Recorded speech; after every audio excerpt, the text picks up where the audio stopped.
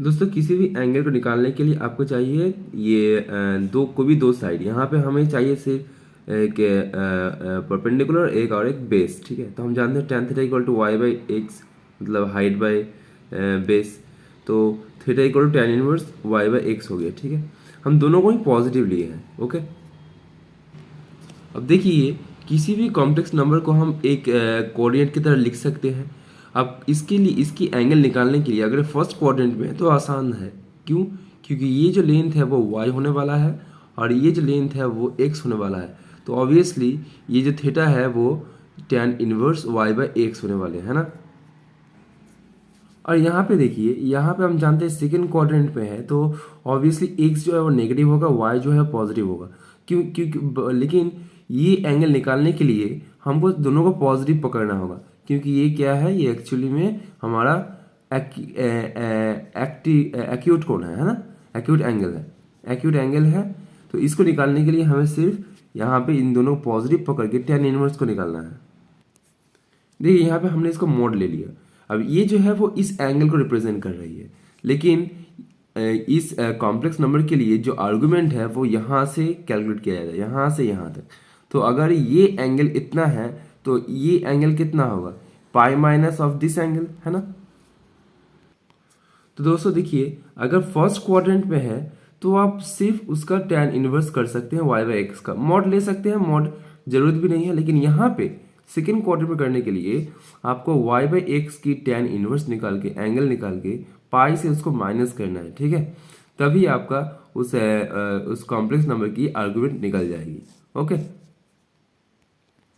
देखिए अब fourth quadrant में क्या करना है। फोर्थ क्वाड्रेंट में अगर आपके पास ये कॉम्प्लेक्स नंबर है तो सिंपली आप वहाँ पर भी एक्स और वाई दोनों को पॉजिटिव पकड़ के आप इस एंगल को निकाल लीजिए। ठीक है, ये एंगल कितना आएगा, ये एंगल इतनी आएगी, है ना। लेकिन हम जानते हैं आर्गुमेंट को फोर्थ क्वाड्रेंट में निकालने के लिए हम एंगल को इस तरीके से मेजर करते हैं और जितना एंगल आता है उस एंगल के साथ माइनस को मल्टीप्लाई करते हैं। तो ये इस कॉम्प्लेक्स नंबर की आर्गुमेंट कितनी आएगी, माइनस ऑफ दिस एंगल। बात समझ में आई क्या बोला? तो यहाँ पर आपको मतलब देखिए फॉर्मूला सीधा है। फर्स्ट क्वाड्रेंट के लिए ये पॉजिटिव रहेगा, फोर्थ क्वाड्रेंट के लिए नेगेटिव हो जाएगा, थर्ड क्वाड्रेंट के लिए क्या होगा। देखिए थर्ड क्वाड्रेंट के लिए अगर ये मेरा कॉम्प्लेक्स नंबर है तो दोनों को पॉजिटिव पकड़ के हम ये एंगल निकाल सकते हैं। तो ये एंगल कितनी आएगी, tan inverse mod of y by x. लेकिन आर्गुमेंट तो यहाँ से यहाँ तक मेजर करेंगे, तो यहाँ से यहाँ तक एंगल कितने आएगा। देखिए यहाँ से यहाँ तक की एंगल जो है वो माइनस पाई है।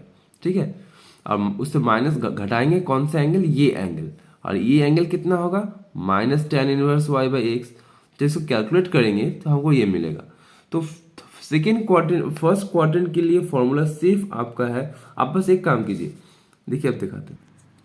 देखिए अगर आपके पास कोई कॉम्प्लेक्स नंबर x, y है तो पहले आप उसकी मॉड लेके आप tan इनवर्स को निकाल लीजिए। ठीक है, अब जो एंगल निकलेगा अगर वो फर्स्ट क्वाड्रेंट है तो उसकी आर्गुमेंट वही एंगल होगी, अगर वो सेकेंड क्वाड्रेंट है उसकी एंगल पाई माइनस थीटा होगी, अगर वो थर्ड क्वाड्रेंट है तो उसकी angle minus pi plus theta होगी, अगर फोर्थ क्वाड्रेंट है तो उसकी एंगल माइनस थीटा होगी। ठीक है, ऐसा इसलिए आप जानते हैं कि आर्गुमेंट की वैल्यू माइनस पाई से लेके पाई तक होती है ना। इसकी वैल्यू कभी माइनस पाई नहीं होती है, नेगेटिव एक्सिस में वो पाई की इक्वल हो जाती है। तो ये थी आर्गुमेंट की कहानी।